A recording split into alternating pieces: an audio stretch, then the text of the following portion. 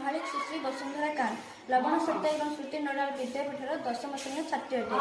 मो guide teacher होती बिंदु रेखा मल्लिक। मोर प्रकल्पर नाम हो जैव वर्ज्यवस्तुर पृथकीकरण प्रणाली कार्यकारिता। एम 5टी डस्टबिन नेबा यथा कला हलदिया नील नाली और धला।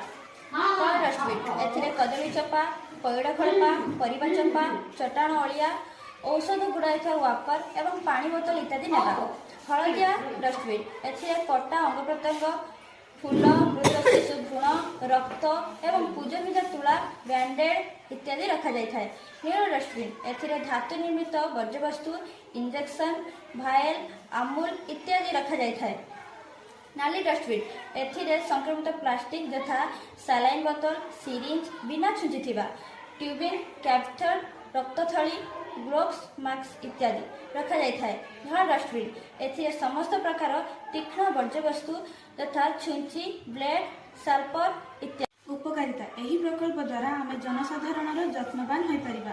सफल कर्मचारी एवं स्वास्थ्य कर्मचारी मानकर स्वास्थ्य प्रति जत्नवान हो पारिबा।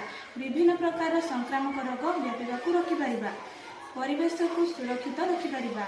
विभिन्न प्रकार विषाक्त रासायनिक पदार्थर व्यवहार को कमाई पारिबा। एही प्रकल्प द्वारा आम जैव अजैव वस्तुर व्यवहार को कम करिपारिबा एवं आर्थिक खर्च को कमाई पारिबा। यह द्वारा आम डाक्तरखाना व्यवहृत वर्ज्यवस्तुर पुनःचक्रण करिपारिबा एवं मारात्मक रोगरू संक्रमित हेबारू निजको बंचाई पारिबा। Thank you.